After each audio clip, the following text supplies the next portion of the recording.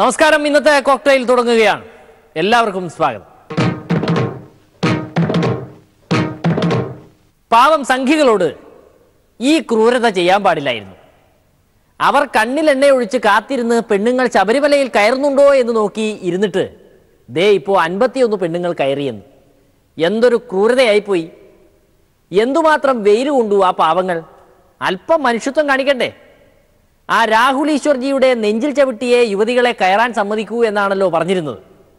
ഇനി ഈ 51 സ്ത്രീകളും ആ നെഞ്ചിൽ ചവിട്ടി എങ്ങാനുമാണോ മല ചവിട്ടിയത്? ചോര നൽകിയും ശബരിമലയിൽ ഒരു പെണ്ണിനെയും കയറാൻ സമ്മതിക്കില്ല എന്ന് പറഞ്ഞ ശോഭാജിയെയും കാണുന്നില്ലല്ലോ. ഒരു സ്ത്രീയെയും, ഞങ്ങൾ സ്ത്രീകളെ ബഹുമാനിക്കുന്നതാണ്, ഒരു സ്ത്രീകളെയും കൈവച്ച് തടയുകയോ തൊടുകയോ ചെയ്തില്ല. പക്ഷേ ഒരു വരി കൂടെ ഉള്ളൂ, എന്റെ ഒക്കെ നെഞ്ചി ചവിട്ടി അവിടെ കമ്പിടിച്ചു കയറും. 100% എന്റെ നമ്പർ 9567212345 ആണ്. എന്റെ നെഞ്ചി ചവിട്ടി അല്ലെങ്കിൽ പോലീസ് എന്നെ എടുത്ത് മാറ്റിയിട്ട് അവിടെ കയറൂ. 5000 പോലീസ് അല്ല, കേരളത്തിലെ മുഴുവൻ പോലീസിനെ സന്നിവേശിപ്പിച്ചാലും നിലയ്ക്കലിനെയും പമ്പയെയും സംഘർഷ ഭൂമിയാക്കി മാറ്റാൻ ഓർഡർ കൊടുത്താലും ആ പോലീസിന്റെ കയ്യിലെ തോക്കിൽ നിന്നുതിരുന്ന വെടിയുണ്ടകൾക്ക് മുന്നിൽ വിരിമാറ് കാണിച്ചു കൊടുത്തുകൊണ്ട് ഞങ്ങൾ നേതാക്കന്മാർ തന്നെ മുൻപിലുണ്ടാകും. സംഘികൾ കഷ്ടപ്പെട്ട് കാവൽ നിൽക്കുന്നു. 50 കഴിഞ്ഞ സ്ത്രീകളെയെല്ലാം നെയ്ത്തേങ്ങ എറിയുന്നു. അതിനിടയ്ക്ക് യുവതികൾ മല കയറുന്നു. ഇതിവരെപ്പോ കയറി? ഇത്രയേ ഉള്ളോ സംഘികളെ നിങ്ങളുടെ അയ്യപ്പ ഭക്തി? രാഹുൽജി ഈശ്വർജിയുടെ നെഞ്ചിൽ ചവിട്ടൽ ആഹ്വാനം കേട്ട് എന്തോരം സംഘികളാണ് തല്ലുണ്ടാക്കാൻ അങ്ങ് ശബരിമലയിലെത്തിയത്. എന്നിട്ട് എന്തുണ്ടായി? നേതാക്കളെല്ലാം സുഖമായി രക്ഷപ്പെട്ടു. അണികൾക്ക് തല്ലും കൊണ്ടു ജാമ്യമില്ല കേസുമായി. പലതും ഇപ്പോഴും കിടക്കുന്നു അകത്ത്. യുവതികളാണെങ്കിൽ ശബരിമലയിൽ കയറുകയും ചെയ്തു. ഇനി നമ്മുടെ PC ആശാന്റെ കഥകളാണ്. ഒറ്റാൻ തടി മുച്ചാൻ വയറായി കുറച്ചു കാലമായല്ലോ PC ജീവിക്കാൻ തുടങ്ങിയിട്ട്. ഇനി അത് നടപ്പില്ല എന്ന് മൂപ്പർക്ക് ബോധ്യമായി. അങ്ങനെയാണ് പഴയ UDFൽ ചേർന്നാലോ എന്നൊരാലോചന വരുന്നത്. അങ്ങനെ മുന്നണി കൺവീനർക്കും KPCC പ്രസിഡന്റിനും കത്തു നൽകി. പക്ഷേ പറഞ്ഞിട്ടെന്താ, കത്തൊക്കെ എഴുതുമ്പോൾ നന്നായിട്ട് എഴുതണ്ടേ? PCയുടെ കത്തിലെ വാക്യത്തിൽ പിടിച്ച ഈ UDF നേതാക്കളുടെ കളി. മുന്നണിയുമായല്ല കോൺഗ്രസുമായി സഹകരിക്കാനാണ് PCക്ക് താല്പര്യം എന്നാണ് അവർ വായിച്ചെടുത്തത്. എന്ന് വെച്ചാൽ മുന്നണിയിലേക്ക് എടുക്കില്ല എന്ന്. അല്ല, അദ്ദേഹത്തിന്റെ കത്ത് കോൺഗ്രസുമായി ബന്ധപ്പെട്ട് പോകണമെന്നാണ്, സഹകരിച്ചു പോകണമെന്നാണ്. ജനപക്ഷം UDF കൺവീനർക്ക് മാത്രമല്ല, എനിക്ക് മാത്രം തന്നിരുന്ന, പക്ഷെ പുള്ളി അദ്ദേഹം KPC പ്രസിഡന്റ് കൊടുത്തിട്ടുണ്ട്, UDF ചെയർമാൻ കൊടുത്തിട്ടുണ്ട്, എല്ലാവരും കൊടുത്തിട്ടുണ്ട്. കേരള ജനപക്ഷം അവസാനത്തെ വായിച്ചു. അതെ അതെ, ആദ്യത്തെ ഇത് തന്നെയാണ്.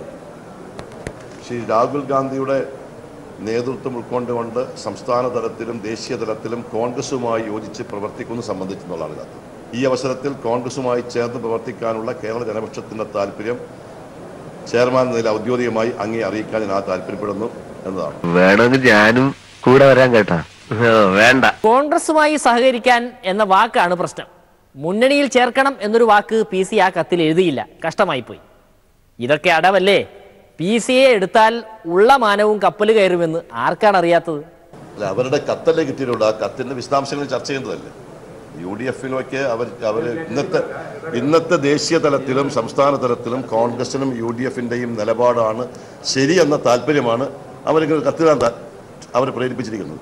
സ്വാഭാവികമായിട്ടും അവരുമായി ഞങ്ങൾക്ക് ചർച്ച ചെയ്യണം. ചർച്ച ചെയ്ത് UDF ചർച്ച ചെയ്യണം. UDF ചർച്ച ചെയ്ത് എന്താണ് അവരുടെ ആവശ്യങ്ങൾ എന്താണെന്ന് തീരുമാനിക്കണം. അല്ല, എന്റെ തോന്നലല്ലോ ഇവിടെ പ്രശ്നം. ഇവിടെ UDFിനെ സംബന്ധിച്ചിടത്തോളം ആ ഒരു കത്ത് ഇവിടെ ചർച്ച ചെയ്തില്ല. കാരണം ആ കത്തിനകത്ത് രാഹുൽ ഗാന്ധിയുടെ നേതൃത്വത്തെ ശക്തിപ്പെടുത്താൻ താല്പര്യമുണ്ട്. അതുകൊണ്ട് കോൺഗ്രസുമായി സഹകരിക്കണമെന്നാണ് ജനപക്ഷം ആവശ്യപ്പെടുന്നത്. ആ ആവശ്യം തീരുമാനിക്കേണ്ടത് UDF യോഗത്തിലോ UDF ചെയർമാൻ എന്നുള്ളതിൽ ഞാനോ അല്ല. അത് തീരുമാനിക്കേണ്ടത് KPCC പ്രസിഡന്റും KPCC. ഇനി എങ്ങാനും മുന്നണിയിൽ എടുക്കാമെന്ന് വെച്ചാൽ ആ മാണി സാർ സമ്മതിക്കുമോ? മാണി സാറിനെ എങ്ങനെയാണ് പിടിച്ചു നിർത്തിയിരിക്കുന്നതെന്ന് കോൺഗ്രസ് നേതാക്കൾക്കേ അറിയൂ. UDFിന്റെ കാര്യത്തിലേക്ക് എടുക്കുമ്പോൾ എല്ലാവരുടെ അഭിപ്രായം ചോദിക്കും. ഇപ്പൊ കോൺഗ്രസിൽ ആരെങ്കിലും ചേരണോ വേണ്ടയോ അല്ലെ സഹകരിക്കണോ എന്നുള്ള പാർട്ടി തീരുമാനം. ഇനി വേറൊരു വിഷയമാണ്. കൊല്ലം ബൈപ്പാസിന്റെ അട്ടിപ്പേറവകാശം ആർക്കാണ് എന്നതാണ് തർക്കം. ബൈപ്പാസ് തങ്ങളുടെ കുഞ്ഞാണെന്നാണ് UDFുകാർ പറയുന്നത്. ശരിയാണ്, പദ്ധതി തുടങ്ങിയത് അവരാണ്. പക്ഷേ ആദ്യത്തെ 3 കൊല്ലം ഇഴച്ചിഴച്ച് 30% പൂർത്തിയാക്കി. പിന്നെ പിണറായി സർക്കാർ വന്നാണ് 2 കൊല്ലം കൊണ്ട് 70% പൂർത്തിയാക്കിയതെന്നാണ് കണക്ക്. നരേന്ദ്രമോദി എന്തിനാണ് അവിടെ വന്നതെന്ന് ആർക്കും മനസ്സിലാവുന്നില്ല. UDF ഗവൺമെൻറ് ആരംഭിച്ച പദ്ധതിയാണ് ആ ബൈപ്പാസ്. അതിൻ്റെ അവകാശവാദം ഏതായാലും BJPക്കുമില്ല, CPMനുമില്ല. ഞങ്ങളുടെ കുഞ്ഞാണത്. പക്ഷെ എന്റെ കുഞ്ഞ്, എന്റെ സ്വന്തം ചേന അല്ല, സ്വന്തം ചോരയെ പറഞ്ഞ കുഞ്ഞ്, എനിക്കത് വേണം. 2 വർഷം താമസിപ്പിച്ചതിൻ്റെ ഉത്തരവാദിത്വം മാത്രമാണ് പിണറായി സർക്കാരിനുള്ളത്. അതുകൊണ്ട് ഞങ്ങൾ ആരംഭിച്ച് നല്ല നിലയിൽ മുന്നോട്ട് കൊണ്ടുപോയ ബൈപ്പാസ് പണി പൂർത്തിയായി. അത് ഉദ്ഘാടനം ചെയ്യാൻ വേണ്ടി വന്നു എന്നുള്ളതിനപ്പുറത്തേക്ക് അതിനകത്ത് ഒരു അവകാശവാദവും 2 സർക്കാരുകൾക്കും ചെയ്യാനില്ല. ബൈപ്പാസും ഉദ്ഘാടനം ചെയ്ത് പൊടിയും തട്ടിപ്പോയ മോദിജിക്ക് ഇതാ കോടിയേരിയുടെ വക ഒരു ചാലഞ്ച്. ഏതായാലും മോദിജി കളിക്കാൻ തീരുമാനിച്ചതല്ലേ, അങ്ങനെ കളിക്കുന്നുണ്ടെങ്കിൽ ഇങ്ങ് പത്തനംതിട്ടയിൽ കളിക്കും. അതല്ലേ ഹീറോയിസം. അദ്ദേഹം ഇന്നലെ പത്തനംതിട്ടയുടെയും ശബരിമലയുടെയും കാര്യം പ്രത്യേകം പറഞ്ഞു. BJPക്ക് അത്ര വലിയ ആത്മവിശ്വാസം ശബരിമലയെ കുറിച്ചും മറ്റുണ്ടെങ്കിൽ ശബരിമല വിഷയം വെച്ചുകൊണ്ട് 0-ൽ നിന്ന് ഗവൺമെന്റ് ഉണ്ടാക്കുമെന്ന് പറയുന്ന മോദിയെ ഞങ്ങൾ ചോദിക്കട്ടെ, ശബരിമലയാണല്ലോ വിഷയം. അപ്പൊ ശബരിമല ഉൾക്കൊള്ളുന്ന പത്തനംതിട്ട പാർലമെന്റ് മണ്ഡലത്തിൽ നരേന്ദ്രമോദി മത്സരിക്കുമോ? അടുത്ത ലോക്സഭാ തെരഞ്ഞെടുപ്പിൽ മോദി വന്ന് മത്സരിക്കട്ടെ. ഇങ്ങനെയുള്ള ബഡായി അടിക്കുന്നത് മോദി ഇനിയെങ്കിലും നിർത്തണം. അതുകൊണ്ട് ഇങ്ങനെയുള്ള ബഡായി അടി കൊണ്ട് ജനങ്ങളെ സ്വാധീനിക്കാമെന്ന് മോദി ധരിക്കരുത്. പ്രായോഗികമായി അദ്ദേഹം മത്സരിക്കട്ടെ, പത്തനംതിട്ട വന്നിട്ട് ശബരിമലയിൽ വന്ന് മത്സരിക്കട്ടെ. ശബരിമലയാണ് മുഖ്യ പ്രചരണ കേന്ദ്രമായിട്ട് അവർ ഉദ്ദേശിക്കുന്നതെങ്കിൽ ഇതല്ലേ മോദി പറയേണ്ടിയിരുന്നത്? അതെന്തുകൊണ്ടാണ് അങ്ങനെ ഒരു പ്രഖ്യാപനം നടത്താൻ പറ്റാത്തത്? ഇപ്പോൾ സ്വന്തം കാലിൻ്റെ അടിയിലെ മണ്ണ് ഒലിച്ചു പോവുകയാണ് എന്ന യാഥാർത്ഥ്യം മോദി തിരിച്ചറിയണം. മലയാളികളുടെ മലയാള ബോധത്തെക്കുറിച്ച് മുഖ്യമന്ത്രി ആശങ്കയിലാണ്. പല ഇംഗ്ലീഷ് വാക്കുകൾക്കും മലയാളം കണ്ടുപിടിക്കാതെയാണ് നമ്മൾ മലയാളത്തെ ശ്രേഷ്ഠമാക്കാൻ പോകുന്നത്. മലയാളിക്ക് CD-യുടെ മലയാളം പോലും അറിയില്ല. ഒരു ഇംഗ്ലീഷ് വാക്ക് ബോയിലിംഗ് പോയിന്റ്, അതിന് നമ്മുടെ ഭാഷാ വിദഗ്ധർ കണ്ടെത്തിയത് കൊതനാങ്കം എന്ന വാക്കാണ്. കൊതനാങ്കം എന്ന് പറഞ്ഞാൽ മലയാളിക്ക് മനസ്സിലാക്കാൻ വലിയ പ്രയാസമാണ്. ബോയിലിംഗ് പോയിന്റ് എന്ന വാക്ക് അതേപടി നിലനിർത്തിയാൽ പോലും ചെറുക്കെങ്കിലും മനസ്സിലാവും. കൊതനാങ്കം എന്ന് പറഞ്ഞാൽ ഫലത്തിൽ ആർക്കും ഒന്നും മനസ്സിലാവില്ല. ഇതാകരുത് അറിവ് പകരുന്ന രീതി. എന്നാൽ തമിഴിൻ്റെ കാര്യം എടുക്കുക. ബോയിലിംഗ് പോയിന്റ് എന്ന വാക്കിന് അവര് സമാന ഭാഷാപദമുണ്ടാക്കി. അത് തിളനില എന്നതാണ്. തിളനില എന്ന് പറഞ്ഞാൽ മലയാളിക്ക് മനസ്സിലാവും. തിളക്കലിൻ്റെ നില എന്നത് മലയാളിക്ക് അറിയാത്തതല്ല. അപ്പോൾ വേണ്ടത് എളുപ്പത്തിൽ അറിയാൻ കഴിയുന്ന വാക്കുകളെ ബുദ്ധിമുട്ടിയാൽ പോലും അറിയാൻ കഴിയാത്ത സംസ്കൃത വാക്കുകൾ കൊണ്ട് പകരം വെക്കാൻ പാടില്ല. ഇതൊക്കെ ഈ രംഗത്തുള്ളവർ നല്ലതുപോലെ മനസ്സിൽ വെക്കേണ്ട കാര്യമാണ്. അതാണ്, തമിഴന്മാരാണ് ഇക്കാര്യത്തിൽ വീരന്മാർ. അവർ ഇംഗ്ലീഷ് എല്ലാം തമിഴിൽ പറയും, നമ്മൾ മലയാളം പോലും ഇംഗ്ലീഷിൽ പറയും.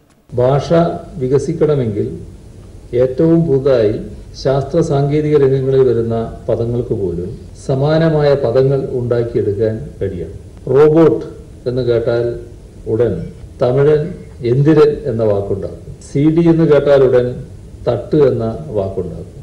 ഇതാണ് തമിഴ് ഭാഷയുടെ വികസനത്തിൻ്റെ പ്രക്രിയ. നമുക്കാകട്ടെ റോബോട്ടൊന്നും CD എന്നുമൊക്കെ പറഞ്ഞാലേ തൃപ്തിയാവും. CD വന്നിട്ട് എത്രയോ കാലമായി, എന്നാൽ CD-ക്ക് ഇതേവരെ ഒരു മലയാള വാക്കുണ്ടാക്കാൻ നമുക്ക് കഴിഞ്ഞിട്ടില്ല. ഇതൊന്നും കഴിയാത്തതല്ല, മനസ്സ് വെച്ചാൽ കഴിയുന്നതേയുള്ളൂ. ഈ ഒരു മനസ്സ് വെക്കൽ ഉണ്ടാകാതെ വന്നാൽ ഭാഷ വികസിക്കില്ല, പുതിയ കാലത്തിൻ്റെ അറിവുകളെ ഉൾക്കൊള്ളുകയുമില്ല. സർവവിജ്ഞാനകോശം തയ്യാറാക്കുന്നവർ ഈ കാര്യങ്ങൾ മനസ്സിൽ വെക്കണമെന്നാണ് അഭ്യർത്ഥിക്കാനുള്ളത്. സുവർണാവസരം പിള്ള സാറിന് തിരക്കിട്ട പരിപാടിയാണ്. ഓരോ സമരങ്ങൾ പൊളിയുമ്പോഴും അടുത്തത് എന്ത് സമരം നടത്തണമെന്ന റിസർച്ചിലാണല്ലോ പിള്ള സാർ. അങ്ങനെ പുതിയൊരു സമരം കൂടി കണ്ടുപിടിച്ചു. എല്ലാ ജില്ലയിലും ഏകദിന ഉപവാസം. അതിൻ്റെ തിരക്കിലായിരുന്നു കഴിഞ്ഞ ദിവസം പിള്ള സാർ. നമ്മുടെ പഴയ നിരാഹാര സമരക്കാരൊക്കെ ഉപവാസം കിടക്കാനുണ്ടായിരുന്നു. ഇതാകുമ്പോൾ പ്രത്യേകിച്ച് തടി കേടാവുന്ന സമരമല്ലല്ലോ, ഒറ്റ ദിവസത്തെ കാര്യമല്ലേ ഉള്ളൂ. രാവിലെ 10 മണിക്ക് വെട്ടി വിഴുങ്ങിയിട്ട് വൈകിട്ട് 5 വരെ കഷ്ടപ്പെട്ട് ഉപവസിക്കും. ഭയങ്കര സമരമാണ്. എന്തായാലും വൈകിട്ട് തീരുന്നതുകൊണ്ട് സമരം വലിയ കുഴപ്പമില്ല.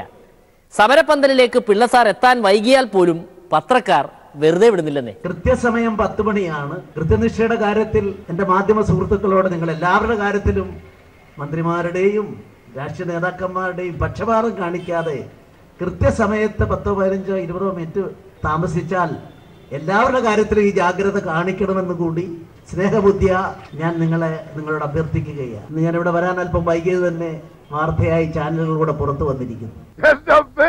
ഞാൻ ഈ പത്രക്കാരെ കൊണ്ട് തോറ്റു. ഞാൻ എന്ത് ചെയ്യാണെന്ന് നോക്കി നടക്കുക അവന്മാര് പത്രത്തിലിടാൻ. പിള്ളസാറിനെ കുറിച്ച് പത്രത്തിൽ വായിച്ച് ചിരിക്കുന്നത് പോലൊരു തമാശ വേറെ ഇല്ലാത്തത് കൊണ്ടാണ് പത്രക്കാരെല്ലാം അങ്ങനെ എഴുതുന്നത്. ഏകദിന ഉപവാസം ഇരിക്കാൻ നമ്മുടെ പഴയ രാധാകൃഷ്ണൻജിയും ശോഭാജിയും ഒക്കെ ഉണ്ടായിരുന്നു. സെക്രട്ടേറിയറ്റ് പടിക്കൽ നിരാഹാരം കിടന്ന് വയറൊട്ടിയത് മാത്രമല്ലേ മിച്ചമുള്ളൂ. ആ ദിവസങ്ങളെക്കുറിച്ച് ഓർക്കാനേ വയ്യ. CK Padmanabhan, Krishnadas, K Surendran, Shobha Surendran, N Radhakrishnan തുടങ്ങിയുള്ള ആളുകളൊക്കെ ഓരോ ജില്ലകളിലായി ഉപവാസ സമരത്തിൽ പങ്കെടുക്കും. കൊല്ലത്തെ പരിപാടി, ആ പരിപാടി 2 പരിപാടി ഉണ്ടായിരുന്നു കൊല്ലത്ത്. ഒന്നിൽ ഞാൻ പോയില്ല. ഞാൻ ഔദ്യോഗികമായി ആരും അല്ലാത്തത് കൊണ്ട് എന്തിനവിടെ പോകണം? ഇനി ആരെങ്കിലും ഒരു വാർത്ത ഉണ്ടാക്കണ്ട. പണ്ട് കുമ്മനം ട്രെയിനിൽ കയറിയത് വാർത്തയായതുപോലെ. ശബരിമലയിലെ ബഹളം കണ്ടപ്പോൾ കേരളത്തിൽ ഇത്തവണ BJP ജയിച്ചു കളയും എന്ന മൂഢവിശ്വാസത്തിലാണ് പിള്ളസാർ. ഇതും പറഞ്ഞ് ആ പ്രധാനമന്ത്രി വരെ അദ്ദേഹം തെറ്റിദ്ധരിപ്പിച്ചു കളഞ്ഞു. ഏതായാലും ഒരു കാര്യം പറയാൻ ആഗ്രഹിക്കുന്നു. ഇന്നലത്തെ പരിപാടി, BJPയുടെ പരിപാടി 3 മണ്ഡലങ്ങൾ മാത്രമായിരുന്നു. പക്ഷെ പ്രധാനമന്ത്രി അവിടെ വേദിയിൽ ഇരുന്നപ്പോൾ ഞാൻ പറഞ്ഞു 3 മണ്ഡലങ്ങളിൽ നിന്നുള്ള ആളുകളാണെന്ന് പറഞ്ഞപ്പോൾ അദ്ദേഹം അതിനെപ്പറ്റി അയ്യോ വിസ്മയം, കേരളത്തിൽ വൻ നേട്ടമാണല്ലോ എന്നാണ് അദ്ദേഹം എന്നോട് പറഞ്ഞത്. ചടങ്ങ് കഴിഞ്ഞ ഉടനെ CM-ന്റെ അടുത്ത് വന്ന് തോളി തട്ടിട്ട് പറഞ്ഞു, വെൽ ഡൺ മൈ ബോയ്. ഞാനാകെ കോരി തെറിച്ചു പോയി. അദ്ദേഹം പോകുന്ന അവസരത്തിലും അദ്ദേഹത്തിന്റെ യാത്രയയപ്പിന് വേണ്ടി ശിവൻപാദസ്വാമി ക്ഷേത്രത്തിന്റെ അടുത്ത് വെച്ചും അദ്ദേഹം പറഞ്ഞു, നല്ല പരിപാടി, കേരളത്തിൽ ഞാൻ വീണ്ടും വരും. പാർട്ടിയിൽ എനിക്കുള്ള സ്ഥാനം എന്താണെന്ന് നിന്നെ പറഞ്ഞ് ബോധ്യപ്പെടുത്തേണ്ട കാര്യമൊന്നും എനിക്കില്ല. ഓരോ സമരം പൊളിയുമ്പോഴും അടുത്തത്. അങ്ങനെ സമരങ്ങൾ കുറേയായി. ഒന്നും അങ്ങോട്ട് ക്ലച്ച് പിടിക്കുന്നില്ല. സെക്രട്ടേറിയറ്റിന് മുന്നിൽ നിരാഹാരം കിടന്നിട്ട് എന്തായി? അതും സ്വാഹ. സമര രീതികൾ മാറിയേക്കാം. സത്യാഗ്രഹം പോലുള്ള സമരങ്ങൾ, ആ സമരങ്ങൾ വേറെ തരത്തിലായേക്കാം. നമ്മുടെ സമരത്തിന്റെ രൂപവും ഭാവവും മാറിയേക്കാം. ആത്യന്തികമായി ശബരിമലയിലെ വിശ്വാസികളുടെ വിശ്വാസമാണ് പരമപ്രാധാന്യം. പിള്ളസാർ ഇങ്ങനെ ഓരോ ആഹ്വാനം നടത്തും. പാവം സംഘികൾ പോയി പോലീസിന്റെ തല്ലുകൊള്ളും. ജാമ്യം കിട്ടാതെ ജയിലിലും ആവും. എന്നാൽ ജാമ്യത്തിലെടുക്കാൻ ഈ പിള്ളസാറോ മറ്റു പാർട്ടി നേതാക്കളോ ആരെങ്കിലും ആ വഴി വരുമോ? പോലീസിനെ കാണുമ്പോൾ സംഘികളുടെ ഓട്ടം ലോക റെക്കോർഡ് കരസ്ഥമാക്കാൻ പോകുന്നതാണല്ലോ.